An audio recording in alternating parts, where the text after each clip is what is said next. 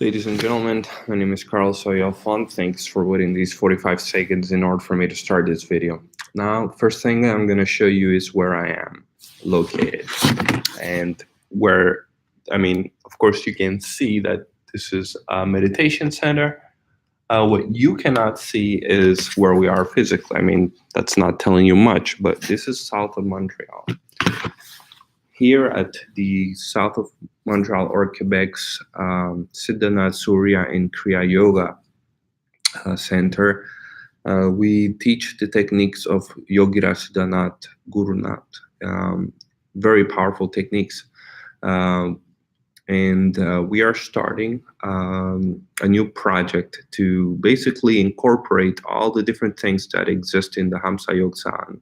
That has been a lot, in particularly to me, that the Sadhguru has given me the out to share with a lot of you. So some of these techniques are already online, so it's something that you could already begin practicing. But what I would suggest is to do, if actually the absolute best thing I think you can do is, first of all, to go to India, and to go not only to India, to go to the ashram or the meditation center over there in the city of Pune, which is where the ashram of Gurunath Siddhanath Yogiraj is located. That is number one. Now, for those of you that are, not going to do that, there's different things in different places that you can go to. The second best thing I would highly suggest is to get familiar with the events. Every time and every year, Sadhgurunath Yogiraj is traveling the entire world, and he's going to countries where he's meeting people that are interested in the topic of meditation and that are interested in perfectioning their yoga. So, in one of the beautiful things that these centers allow for, and there's dedicated teachers within the Hamsa Yoga Sangh, which exists pretty much in, I would say, in most big countries.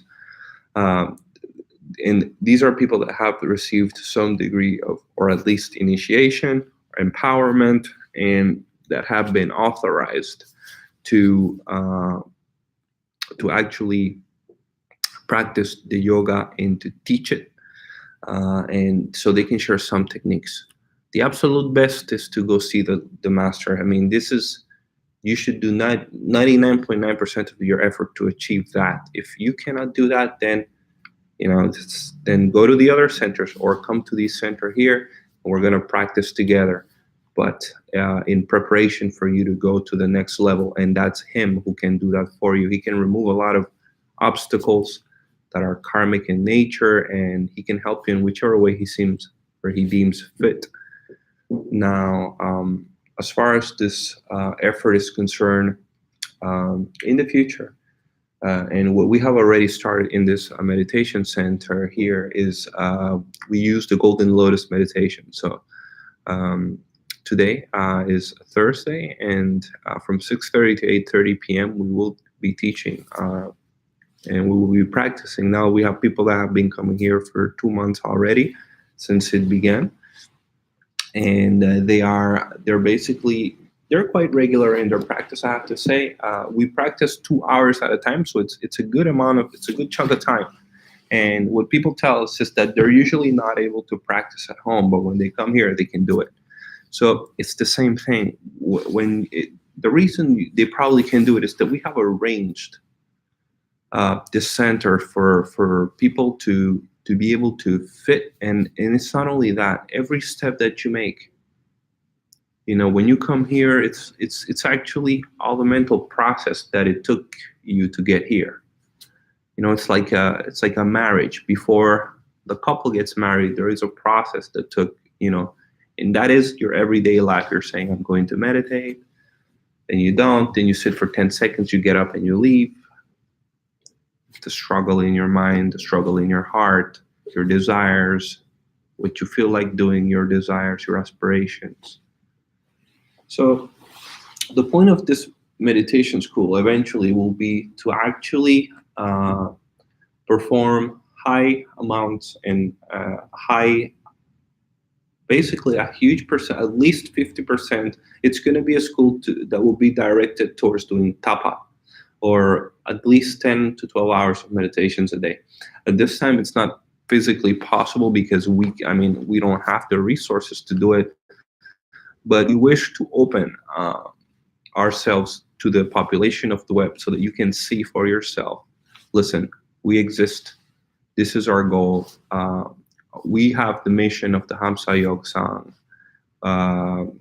Humanity is our united religion, breath is our united prayer, and consciousness our uniting God.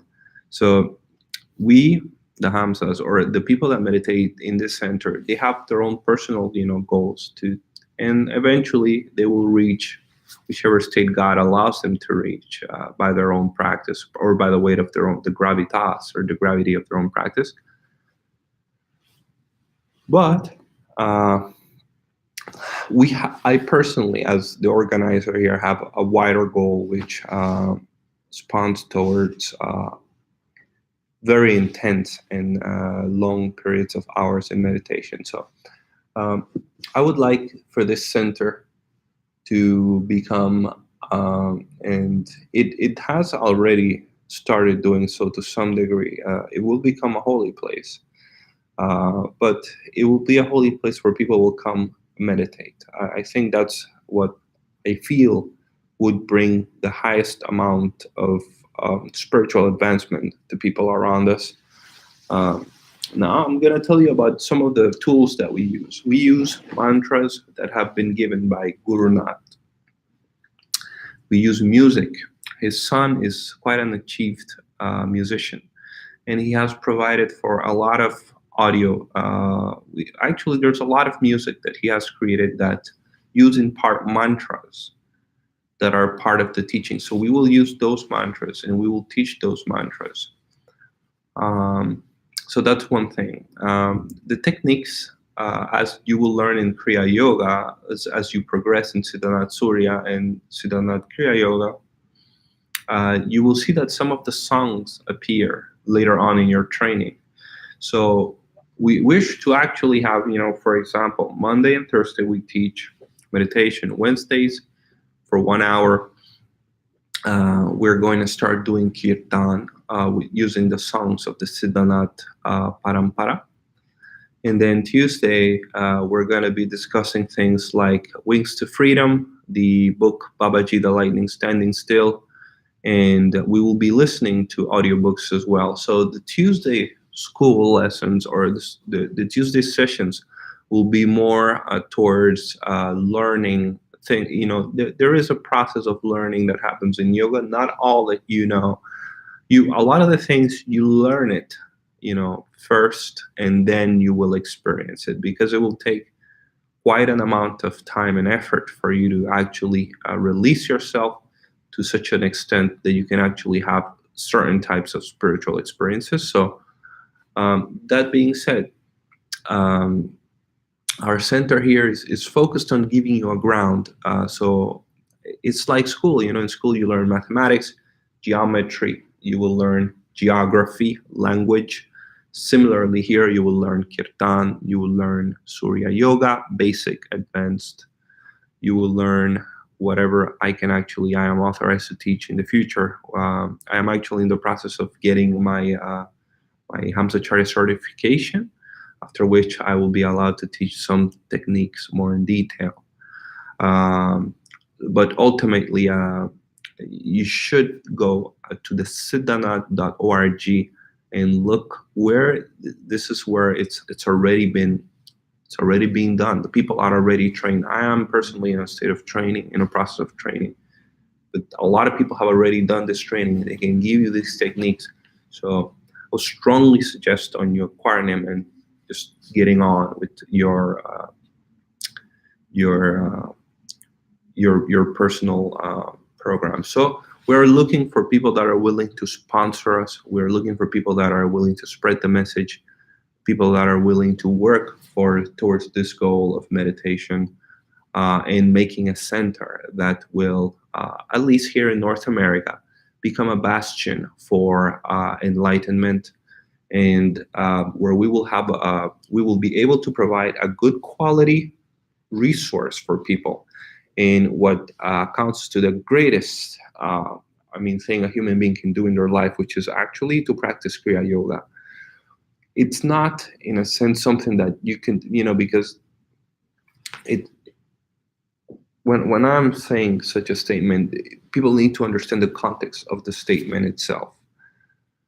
Kriya Yoga is not something that is particular to any specific religion. It's actually something, and people in the Kriya Yoga and the Siddhanath Yoga Parampara are of many broad.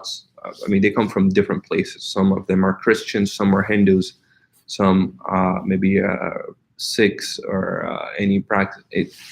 There's agnostic people. There's people that are atheists, quite frankly.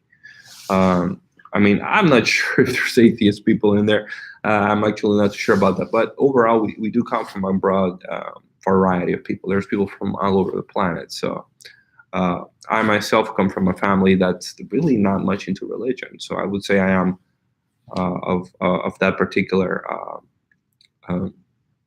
upbringing. But I come from Cuba, a country that really has very little presence of spirituality today. They have their own spirituality, but it's not as it used to be.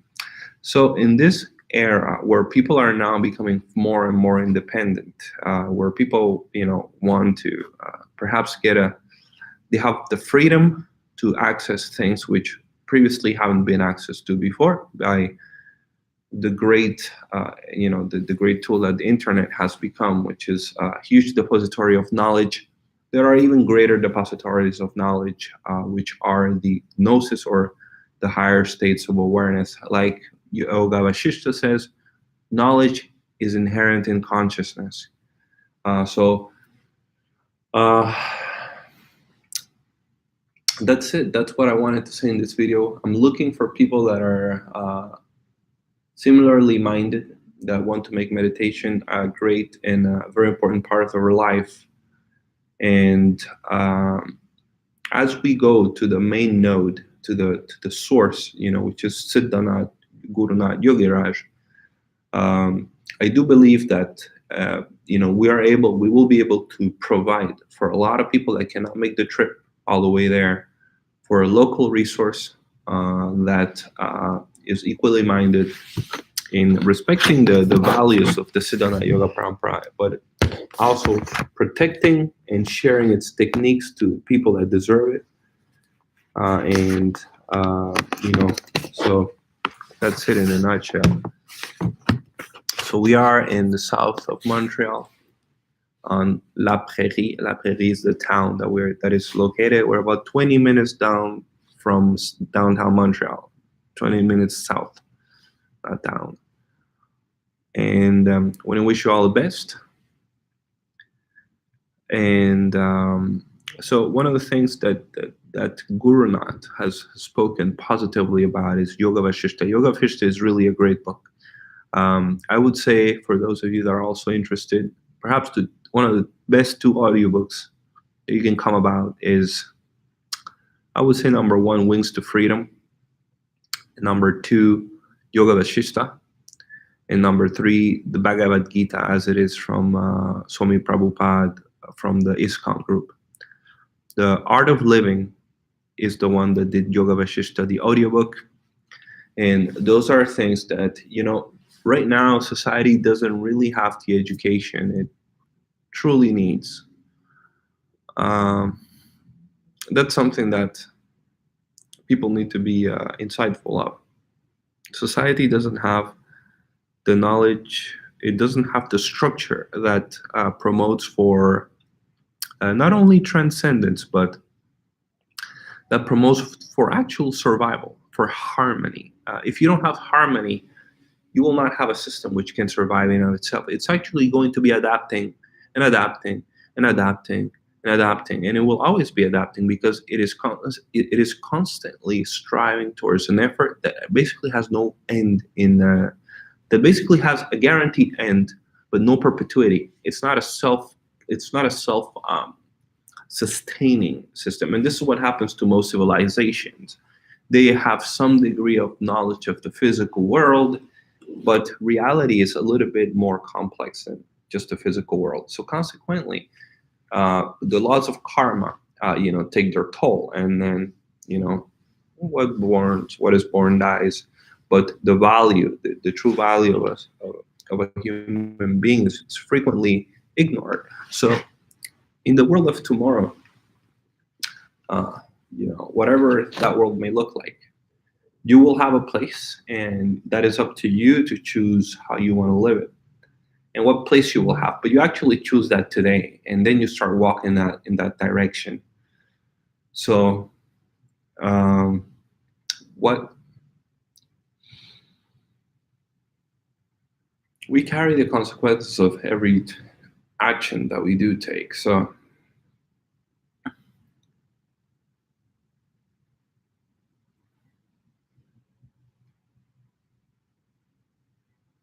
there's a lot of people also in the world that also have similar desires for meditation, but they may not have a place to go to. Eventually, I wish for not only this center to be a school for meditation, but that we will have a full-time course, just like you go to university for mathematics, that you will have a yoga university. That is the higher goal of this course, which, look, this is a modest beginning, ladies and gentlemen. This is a very modest beginning. It's a tiny 600 square foot place, but it has all the elements that you need. All you really need is the technique and the empowerment by a master. Once you have that, then really it's up to you. But the power of coming to these places is that it influences you, it makes it easier on you because you made the effort, you prepared yourself to get here. You basically fought against your own karma to get to a place where you finally said, now I'm going to meditate. That's why it's very difficult to meditate at home. It's a very easy thing to do at the same time. But in any case, um, so the university would be one of my goals. I don't know what is the time span that it will take for us to create such a thing. Right now, I'm the organizer. I'm doing absolutely everything here, to giving the classes and everything. But as we grow in size, as people show interest, I don't doubt that actual people within the Siddhanath Yoga Parampara are actually going to offer their help. And we have also a center in Toronto that I have to give a shout out to. Guru Nath is coming this year to Toronto, so it would be an ideal moment for those of you that don't want to make the whole trip to India. If you're in America and you don't want to go to India, well, you can come to Toronto to meet him in person and get empowerment over there. I mean, that is how lucky people are. I mean, if you really take things into consideration, and the problem is that people don't really have an understanding of what reality is today. People are very detached from reality because of television. Television is a technology that can give you an experience that makes it seem like it's reality, like a movie, for example, Mission Impossible. People getting shot, amazing stunts. None of that is real, but it gives you the appearance of reality, and it can make your heart race. It makes your endorphins get released. And all in all, people get an experience that their body feels as real and consequently has a permanent modified, it changes you permanently. It changes your feeling about certain people. Now it makes you hate the villains, it makes you like the heroes, so on and so forth.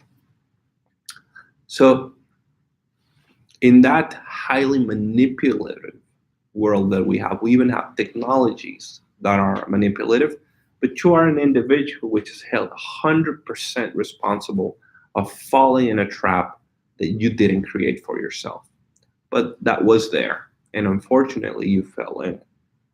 Who blames? Today there was a newspaper article which spoke about children that have ADHD that they were, if you had more than 2 hours screen time a day, basically children that are looking at a screen more than 2 hours a day, they're more likely to get ADHD, so attention deficit and hyperactivity disorder. And the sad part about that is that these children are actually, they may have some degree of damage in the future, and but there's nothing that they could do in the past. Their parents didn't protect them, so be it. They failed it, and your lineage follows. So part of you making good decisions, such as undertaking a life meditation and of intense meditation, is for you to realize what happened to society, so that you can see clearly from the perspective of the purest you, which is an unconditioned consciousness.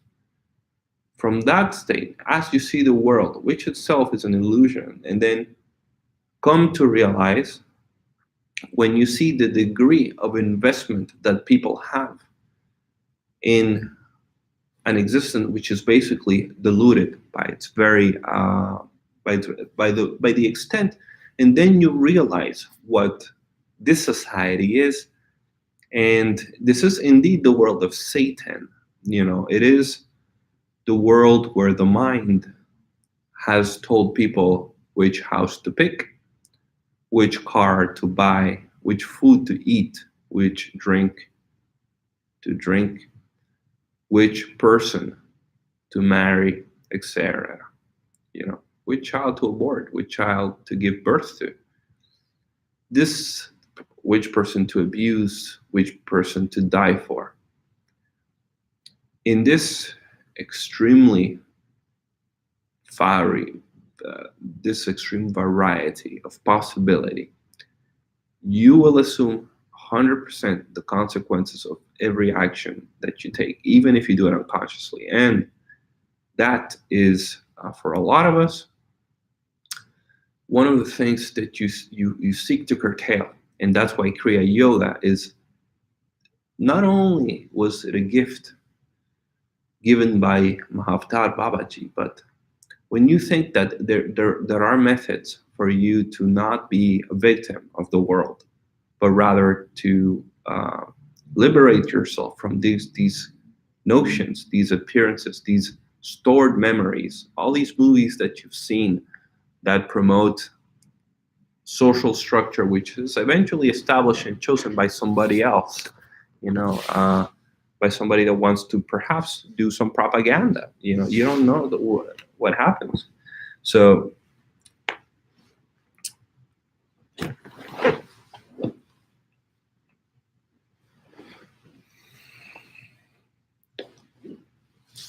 in a nutshell, ladies and gentlemen, if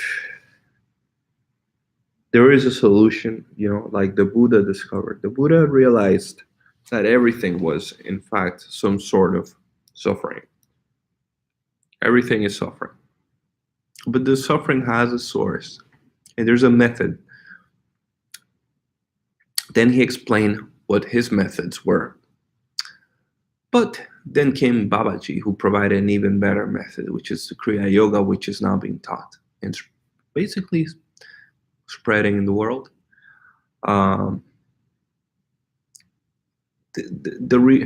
Basically, we have a lot of, and I make mistakes all the time. I don't think any practitioner of yoga is perfect, except perhaps those who have attained, siddhas, who are perfection beings. That literally is a definition of what a siddha is, a perfection individual. They have attained some degree of perfection in this or that, and they are a source of great information for us.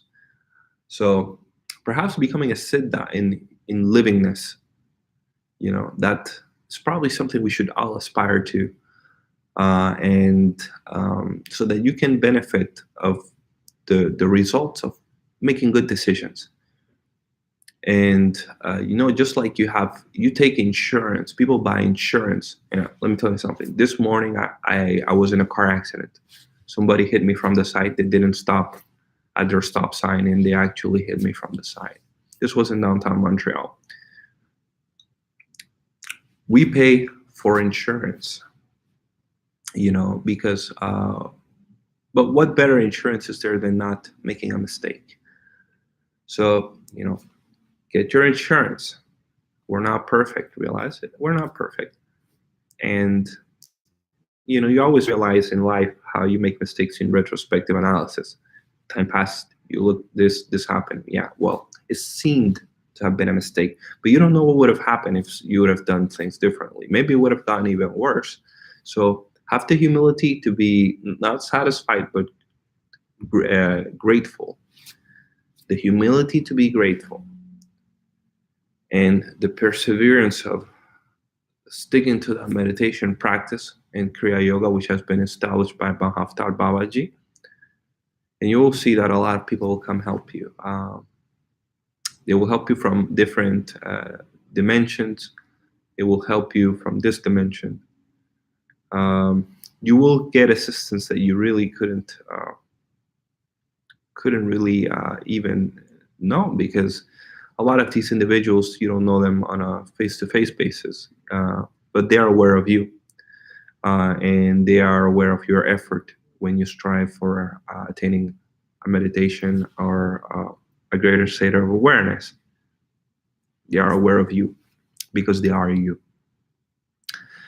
So that being said, I want to wish you all a very good day.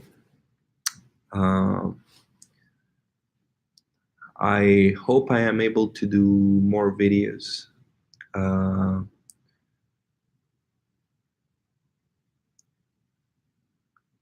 I do expect to some degree that our meditation effort will become eventually live streamed.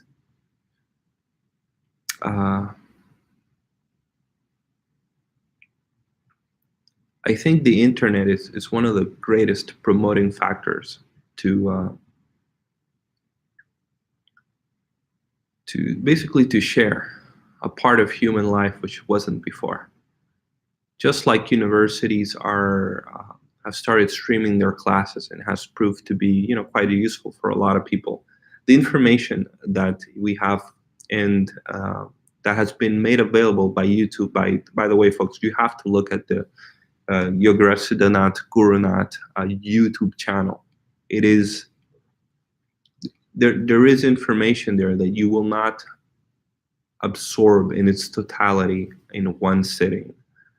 There are hundreds of videos, and every one of them comes from an enlightened, living master. So what that means to you is that you need to be receptive. And let me give you an explanation. When you are a person that's extremely busy, and then you say, well, my life is essentially miserable. I'm busy all the time. I don't have time for myself. I'm struggling to pay my debts. I have, or you're just living the life of the average human being. What really is happening is that you're living the life which is led by the mind, and that is essentially Satan. Not the things that are in your interest, but the things that your mind picks for you. And this, in a sense, by the mistaken association that you are the mind, you then actually follow suit. The mind says, oh, I feel like eating, what about barbecue chicken today? And so you start picturing barbecue chicken, and then you start rolling with that thought, and eventually you end up going to eat barbecue chicken that day in specific. The idea behind that is that the entirety of more than 95% of the decisions we make is unfortunately based on a state of consciousness and its relation to the mind. The mind is essentially the one that chooses these things, but the mind is something that you can modify, just like a computer. You can replace the parts in a computer, and you can build a stronger one, a faster one that has better video capacity, one that has more RAM, one that has a higher, bigger, larger hard drive. Essentially, you can replace the mouse, get a better mouse, etc., etc. That being said, the individual in itself, you are the byproduct of many, many influences, which were partly given by your family, partly were obtained through several multiple incarnations. But this being that you are, this processor of the infinite, while you process the infinite with a billion filters, you get a very distorted view of what you actually ought to do. And this is the state of the average human being. This is how we get anger, death, basically any sort of crime that exists is an unfortunate permutation of this divine essence that we all are in truth. So, without that mind, making every time the right decision in a peaceful state, providing for all humans in a cooperative fashion, basically sowing the future that we want in the present. If you're not in the present, your future will not be the present. Your future will be the mind, which is lost in the past, in the present, and in the future. So if you're not in the present now, the future will not be in the present. And part of your meditation, the goal of your meditation is to establish yourself in the present by removing your clinging to the past, to the clinging to the different things that you've seen. That's done through peace. Sometimes you have an idea, let me eat ice cream, but you don't follow suit. The idea behind that is that you should not even have that thought. There is a state in yoga, in Kriya yoga, called the no mind state, which is by far the greatest thing of value that a human being can have. In fact, in Yoga Vasishta says,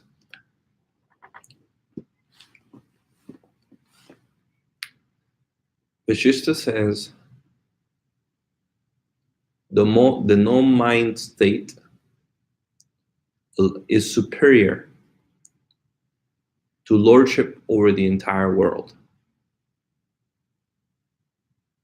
The no mind state is superior to lordship over the entire world.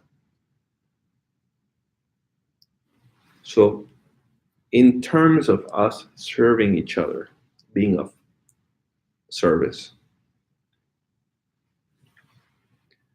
I wish that my meditation center will be able to provide to you some degree of enlightenment into your own life so that you may become realized by your own effort and come to peace with yourself.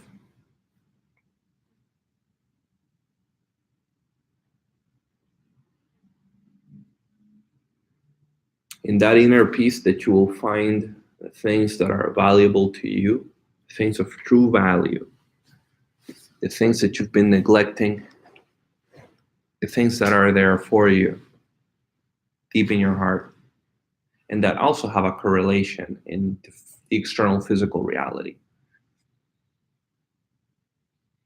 One of those things for most of you is the guru, but it's not seen as such.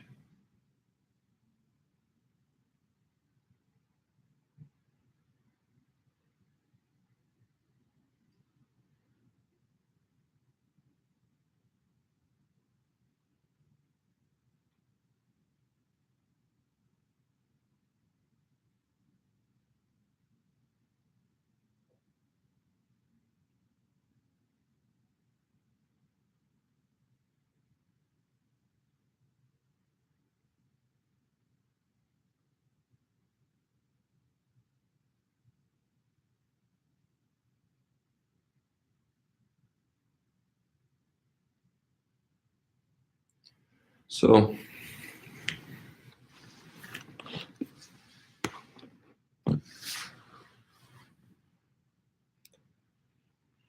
when you think, what do we have to offer people?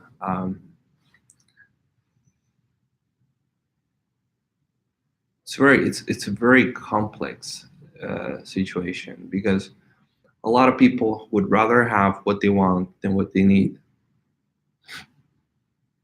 and that's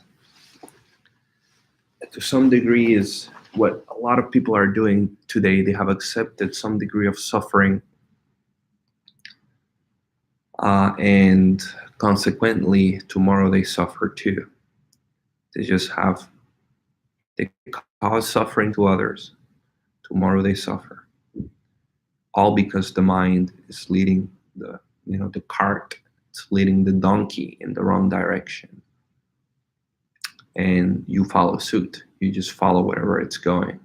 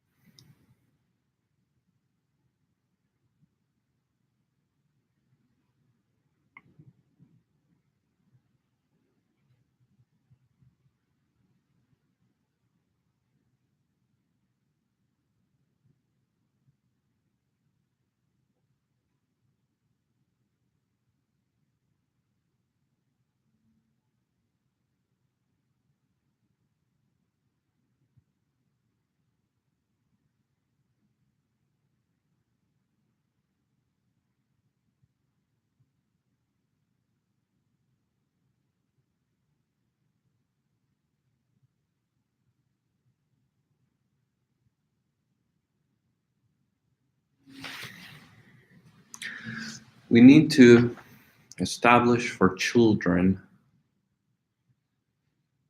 a new educational system which will be more in relation, it will have a better relation, it will be more humane when it starts considering the different aspects of the human being, not by the constant search for knowledge of the external world, but also to include the internal world.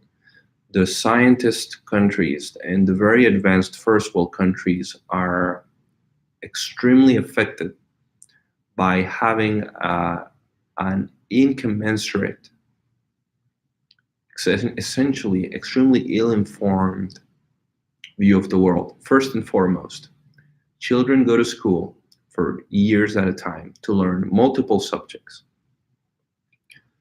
We learn subjects using the memory, and we forget. You do 5 years of Latin and you forget. You do advanced algebra and then you forget. It has no point whatsoever. It has no relationship in what you will do in the future. And it will not provide you better skills. It is essentially a filtration mechanism as to who has good grades, who has bad grades, and what positions do we later give to people, and who has a right to study something, who has a right to obtain a greater salary than who, and upon which conditions. That is essentially the educational system that we have today. The proof is in the lack of learning in the inner workings of the human being. How many of the classes that a child in elementary school or high school or college have to do with just proper behavior, first and foremost?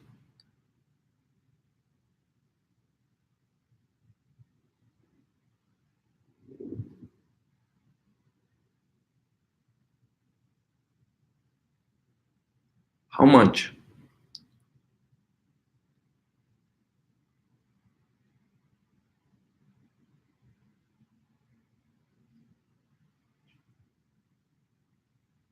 Absolutely nothing. In fact, all they care is, do you know what's the capital of this country? In geography, in history class, what happened in this battle, who died, who was there, who was involved, things which have no relation to how you're going to get the food that you need to take care of your children, how you're going to pay your taxes, etc., etc.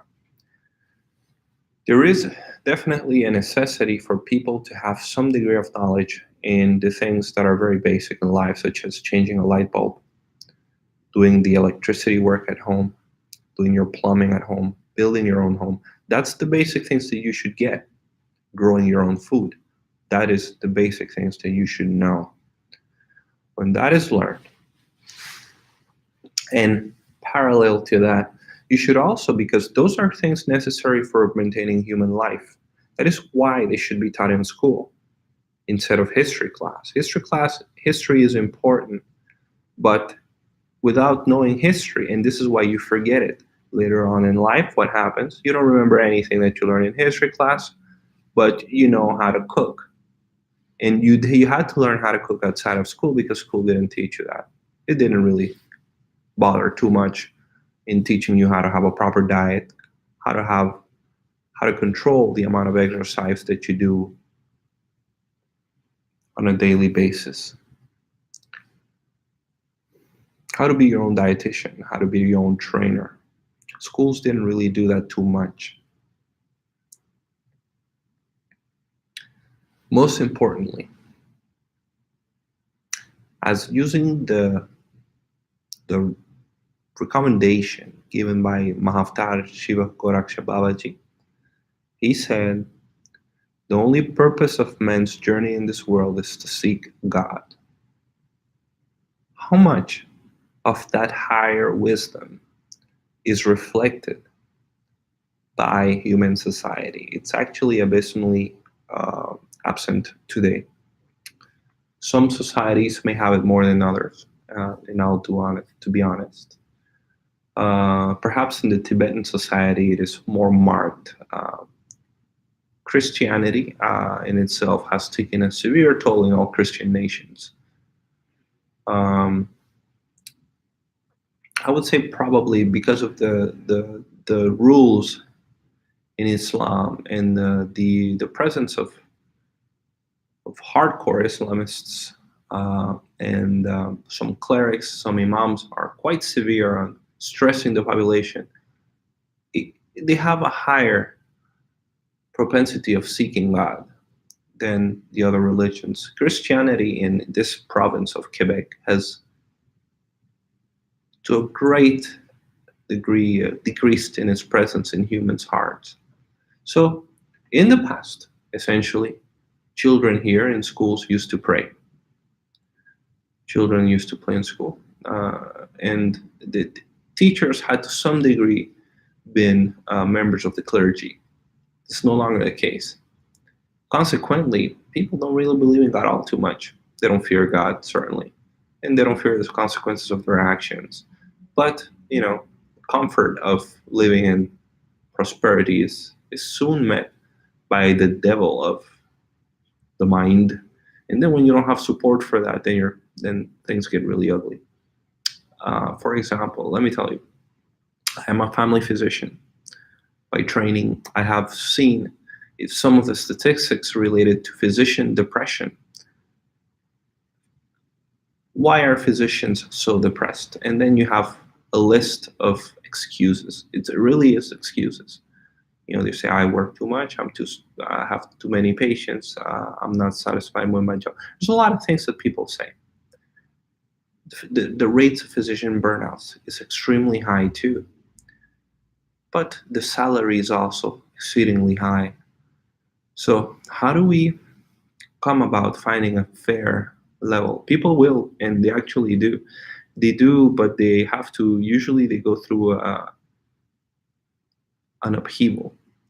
They go through a lot of difficulty, and eventually they start making the right decisions. They start adapting the world to themselves. So the problem here is that education should have taught them when they were in high school how to prioritize themselves so that in the future they wouldn't prioritize a job over their own well-being. And consequently, who does that for you? That's what meditation does. That's what the yogis have been teaching the world by their example.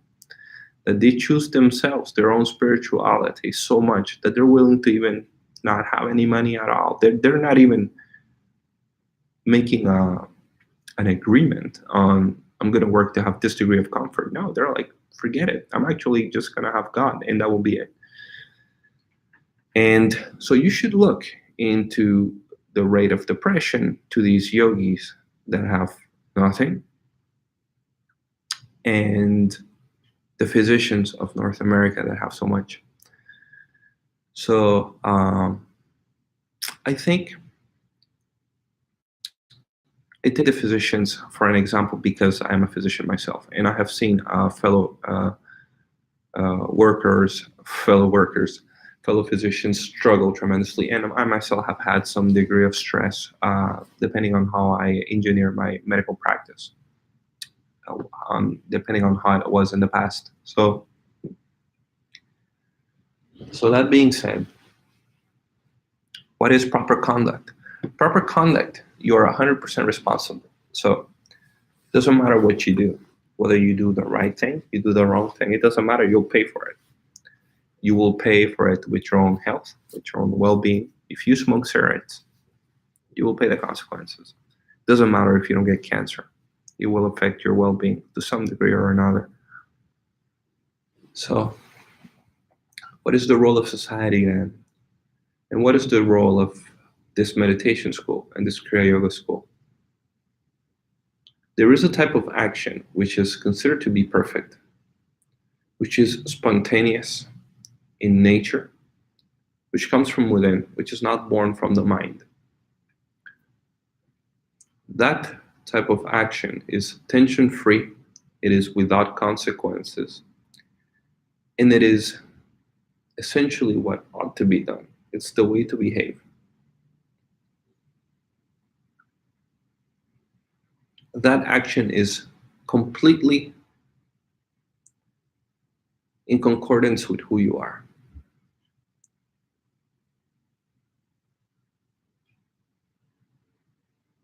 And in a sense, it will not tire you out.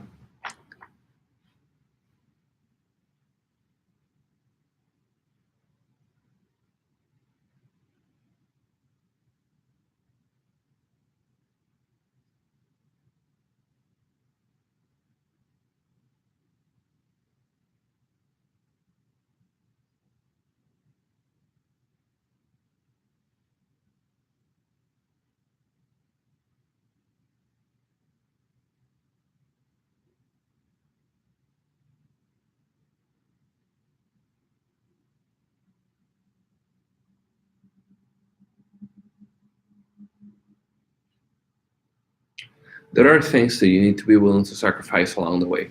Let me tell you why. The reason is that the mind will propose it to you. If you have the desire and you're not willing to sacrifice it, the mind will take you on its path to take you whatever the hell it wants. It will not get you where you want. But because it lives in your heart, you will follow that and you will not necessarily get what you want. Let me give you an example. You have an attraction for a specific girl and you would like her to be your partner. Because the way to approach that reality is not clear. It's not something you can just snap your fingers and you're there with her together, being happy and living happily ever after. It doesn't really work like that. So you have to start that process of courting. What should I do? How should I dress? How should I look? How should I speak? How should I approach her? What's the best thing that I should do to get in love with you? So it doesn't. So then the mind gives you, do this, I know, do that. Okay, dress this way. I know, think this way, speak this way, talk to her about this. Don't sound too quirky. Don't sound too interested. All these manipulations of the mind then come in and essentially shape that perfect action. So the renunciation is ideal because the mind then, when you say, I will not have any type of thing that I will have completely separation from all objects of desire. Anything that I have as a desire is a poison that Satan uses against you. It unfortunately works like that. Why? So it is, my friend. You have a thought, you have an idea, you want that reality. The mind then begins taking you on a course, which God knows where you will end. But since you always have that desire deep in your heart, it has the gravity to pull you over because the reality that you desire most weights more than you. So the consequence is like gravity. You have two masses. The greater mass will attract the smaller mass. If you have a lot of desires, and that means you're unsatisfied with where you are and who you are with, even if that means being alone. If this reality is more attractive than where you are, you will gravitate there, unfortunately. And what will take you here is the mind. Whether you succeed in being with that person you're attracted to or not is completely unrelated. I mean, to what the mind tells you. The mind tells you choose a red rose. Maybe she hates red roses. She likes blue roses for some goddamn reason. So unfortunately, you cannot. The mind doesn't tell you that. It doesn't tell you the exact thing to do. Not with any specific type of precision. It's not very precise. It often leads you astray, and essentially every time that it fails you, you then lose hope in the possibility that it can take you there. And eventually, even if you had the right answer, you will hesitate, and you will say, well, you failed me before. What makes me think that this one will bring me now where I want? And so this is what the yoga will allow you to live without. It will be without that type of thoughts. All those things will go away. That is the greatness of yoga. That is the greatness of being a renunciate, or living without, with a clear thought. You have to clearly say in your mind, I will refuse. You refuse the desires, the objects of desire. Eventually, the mind cannot control you anymore. But even when you decide on doing that, you go through a hell of a time. But that's essentially what happens. The desires are locked deep in your heart. And since your desires is like a vector force, you have to let go of these desires. They're not yours. Don't hold them with you. And unfortunately, that will actually be the happiest living. That's what, because you may think you want something, but then you get something else different, completely unexpected. That's the drama of human existence. Find a very beautiful woman, something bad then happens. She has a bad attitude. You have a bad attitude. So in these possibilities, the best, before you even went into the world, before you even, from a conscious standpoint, you already have, Babaji Shiva Gorakshanath basically already gave the answer to everybody. What is one of the most essential questions that humans have asked since the beginning of mankind? What is the point of human life?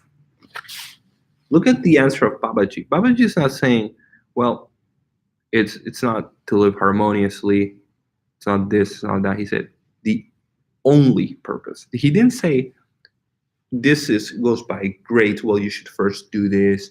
You should also do that. Oh, well, you should, also consider this. He said the only purpose of man's journey in this world is to seek God. That is a clear statement on what you should do. The only purpose of man's sojourn on this world is to seek God. Answered, that's like the secret mantra. For that phrase needs to be taught in school. The only purpose of menstruation in this world is to see that it should be taught in school.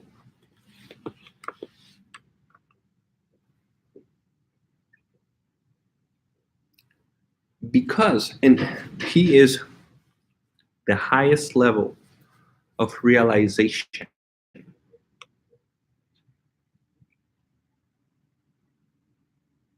So you see, folks, what our school is trying to do is to actually build a world in the light and vision of Mahavtar Babaji Shiv Gorakshanath to our own capacity. Hopefully, by our efforts, we will move to Sambalpur or Shambhala, where he already is the king. You know, it's this world, it's to me seems that it's very unlikely to change for many reasons. First of all, there's a lot of brainwashing. A lot of people are in a state of unquestioning. They don't question any belief that they may have. Consequently, most people actually don't question any belief they have. They think they're always right, irrespective of who they are. And this leads to a lot of tension and a lot of conflict. Not only that, they are then ruled over by Satan. So not only most individuals are mediocre from the perspective of their own religion. Most people lie. Most people cheat somewhere or another. Most people say the name of the Lord in vain to some degree or another. A lot of people kill. A lot of people steal. These are the basic things, rudimentary, basic commandments of the Judeo-Christian religion. And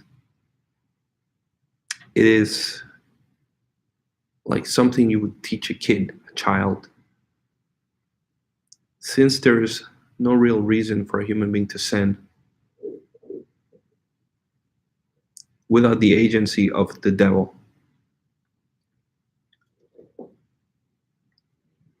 Before humans were basically corrupted by the devil, it was called the first time that humans, in a sense, listened to Satan in the Garden of Eden. They were considered to be entities without any sin. So after they listened to the mind, if you want, they called it the original sin, or when they listened to that Satan. So take into consideration how this world is built. The structure it has is based on some satanic knowledge, which is in essence built by the mind. Let me explain this differently. Let's say you do tabula rasa. Take away, this planet dies for some reason. All the humans are taken from here and we are brought to another planet. The same process, the similar building, but it will be from a prehistoric era because we won't have the technology. Let's say by the grace of God, we just snap, we appear in another planet. Well, in that other planet, we will then have the same type of mentality, the same jealousy, the same anger, the same hate, the same envy, the same lust, and the same relation to the mind, which is that of a slave. So following the dictates of the mind, we will then try to acquire the small resources that we have. So people will then lump in groups. Groups will dominate each other on the basis of power. And with greater power will come the subjectivity of the lesser powered ones, consequently leading to a new stage of slavery. And in that slavery, humans will do what humans do today. Essentially, it's the same. There will be a rich upper class, a middle class, and there will be a slave class.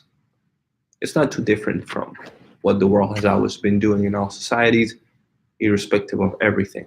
Power, military power, forceful removal of a human, has so far been the one of the biggest methods of dealing with adversity, unfortunately. So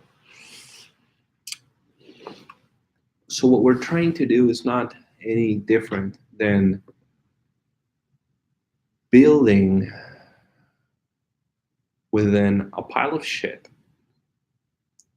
a new society. The pile of shit is obviously this current society where people don't care about each other.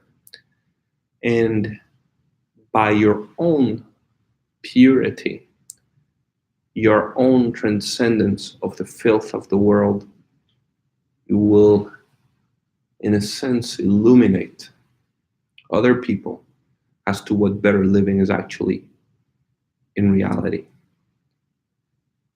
Just like the guru is the leader for everybody, you can, in a sense, become a guru in your turn and shine light on a world that is extremely distorted by the desires kept in the heart of every single individual, where you have thousands of people nowadays lusting for the same individuals, and this type of behavior, which has never been seen in human existence before. We never had social media, you never had the internet, you never had anything of this nature, has been spread out. Humanity is really facing uh, its own karma, in a sense. It's an acceleration of the distribution of one's own karma, by which what you thought of before was not possible, and in the future it will get even more sophisticated than that. It may come a time where your desires can manifest a lot faster than they do now, with or without the assistance of the mind. Doesn't really matter, in fact.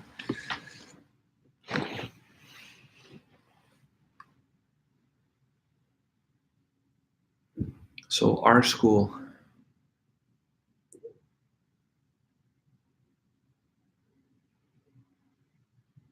will be a witness in this world, because we will do the things the right way, as ordained by Mahavtar Shiv Goraksh Babaji and Siddhanath Yogiraj Gurunath. We will, following the techniques they have given to mankind, dedicate our lives to the practice of those techniques and attaining that goal, which is God. Imagine how long it must take for mankind to jointly live how Mahavtar Babaji said mankind should live. How far is the city where you live from the average individuals? And I'm not saying 99% of the people, I'm saying the average individual in the city where you live, their goal being reaching God. Right now, it's probably not even 1 to 2%. It's not even 1%, in all honesty.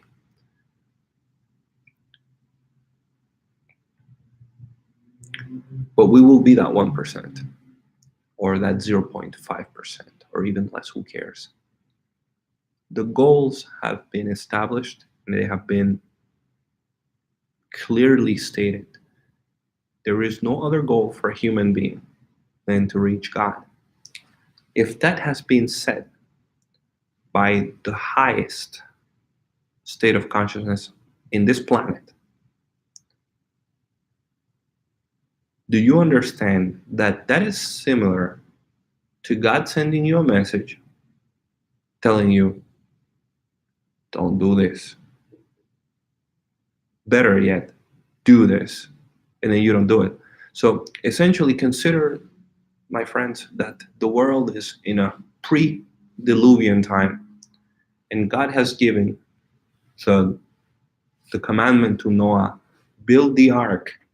And now what are people doing? I'm going to build the ark. I don't want to build the ark. Fuck that.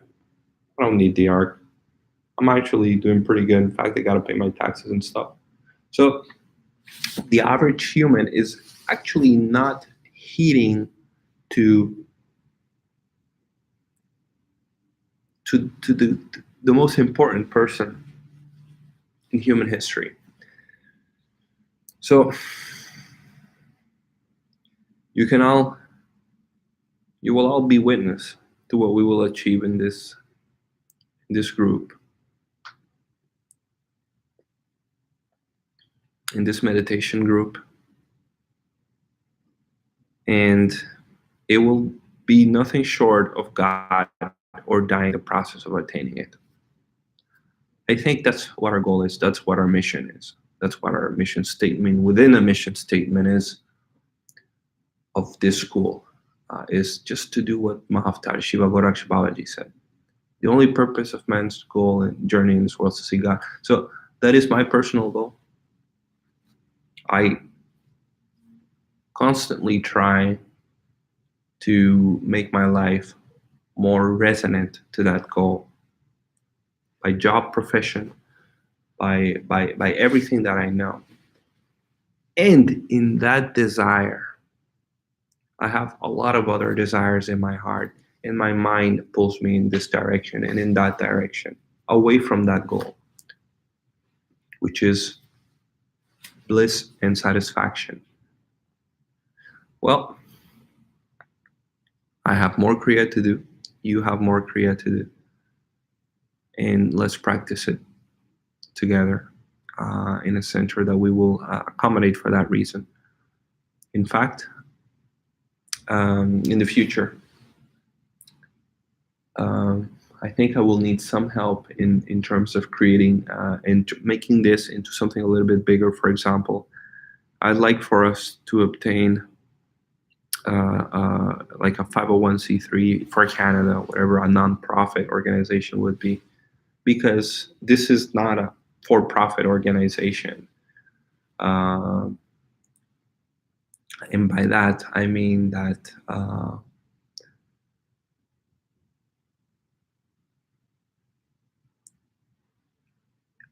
we don't seek really to promote. We need to eat. We all need to eat. We need to clothe ourselves. We need to stay warm in the winter.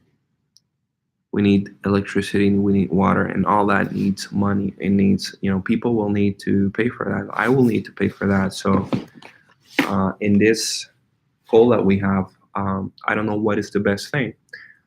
I have thought maybe buying a piece of land, like a farm, and then establishing the meditation school there. But I don't really have the money it takes to buy a farm in this region of Canada. It's extremely expensive. Nothing is really under $500,000.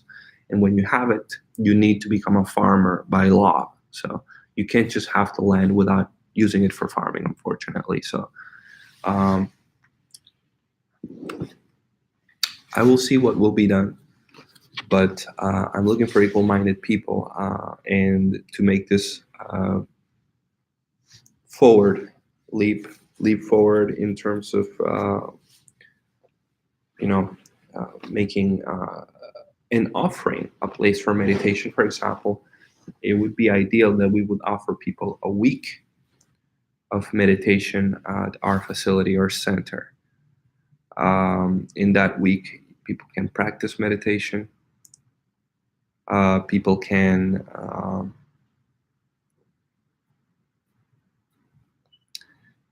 just disconnect from all the goals and desires of their heart and focus on that command which was given by Mahavtar Shiv Goraksha Babaji, which is to seek God with all your strength and heart and mind and soul and everything within you.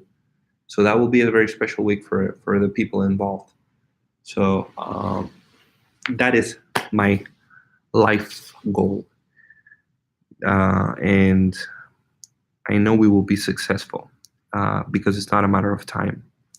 We really don't need much. And I think the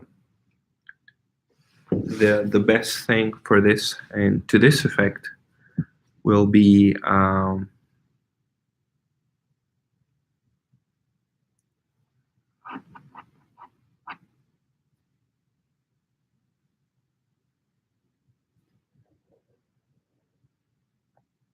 we're going to start with a modest beginning.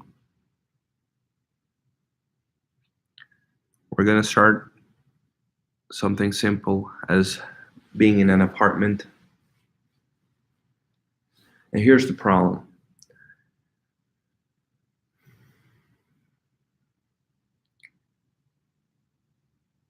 There are things that are essentially very important. And I don't have the solution for this, ladies and gentlemen. Um, because there's about 1,000 different ways to skin a bug.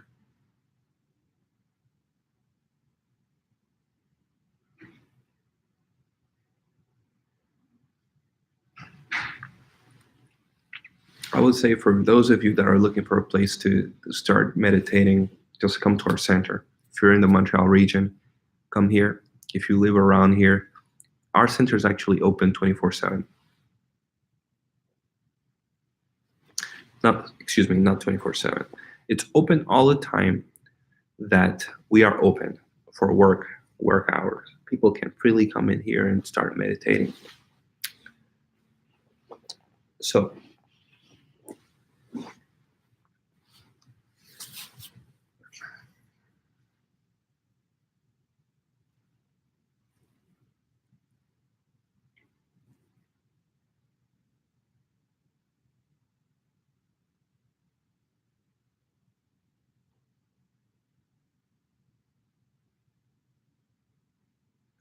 another thing that Guru Nath says is to solve all your problems with meditation.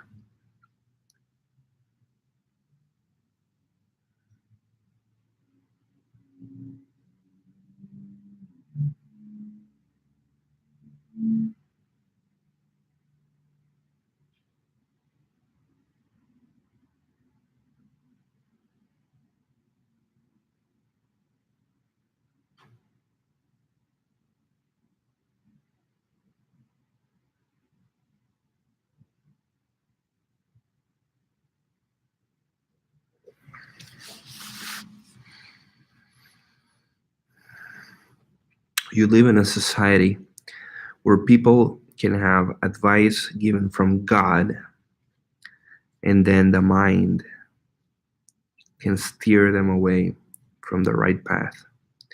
That is the degree of difficulty that exists in this planet, that there is such a high illusion of free will that even having the best of teachers or gurus, people are making mistakes.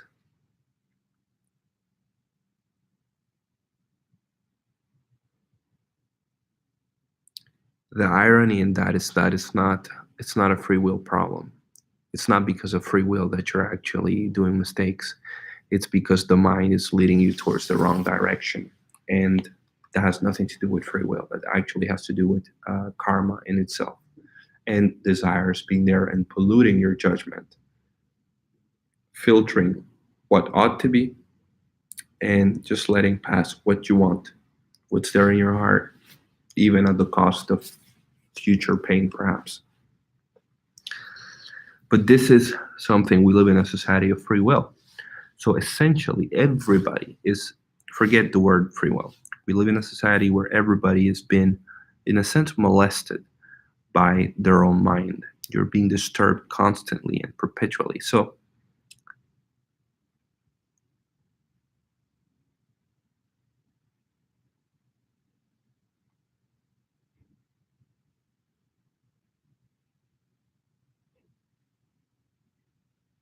how does mankind choose properly? How do I choose properly? How does mankind choose properly for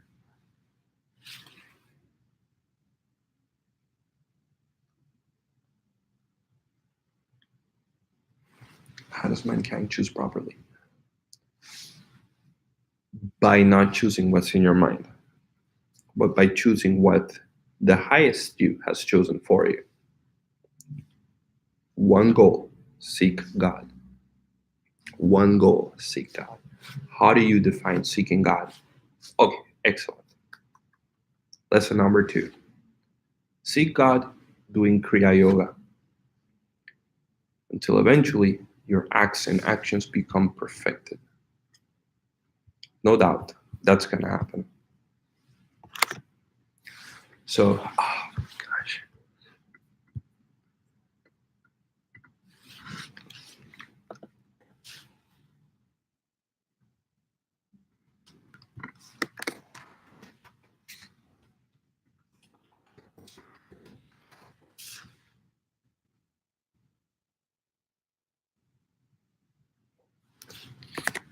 That being said, folks, I will be making more videos in the future. I just don't know how I'm gonna go about to do that. When and how we're gonna stream it, but the idea is pretty much the same.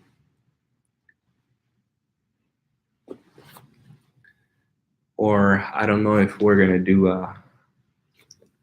like a photo blog. I think a photo blog would probably be a better option because a lot of these techniques have been kept in the past through some degree of secrecy.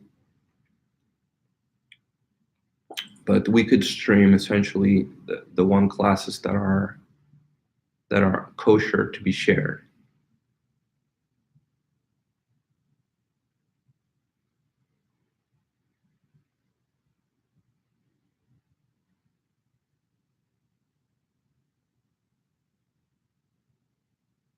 I definitely think YouTube has to become a greater part of us sharing these techniques. Has to be made more mainstream, more easy to understand, more stupid because people love stupid shit. And you have to. We have a society, in a sense, that is not capable of seeing things rightfully so as they are. So we have to, in a sense, clothe ourselves with things that are not too scary for the average individual. And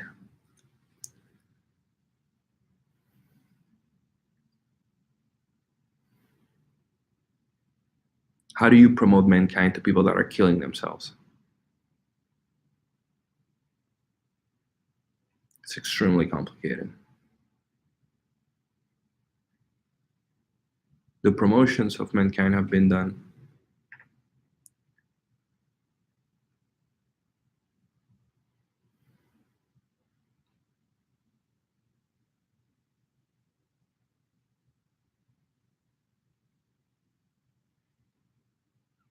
I think probably the most important thing that people need to be aware of is the stroll. And this is what my next video is going to be. I'm actually going to make it in a few minutes.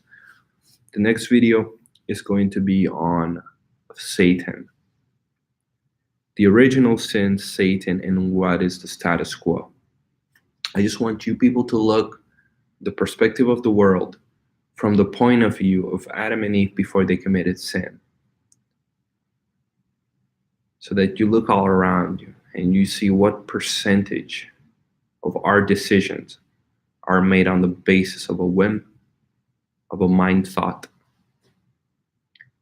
and what repercussions that has on world history. And this is why you shouldn't study world history.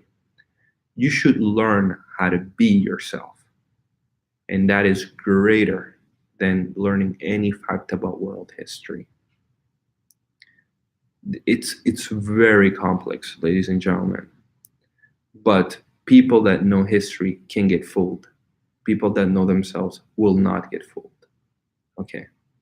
That is essentially the difference. You can still become a victim of a greater argumentator, such as Satan, which will use the desires in your heart, not the rationality of your mind. The rationality of your mind is like a little plaster. It does nothing. Okay, folks, have a good day. Next video coming in a little about Satan and the world we live in.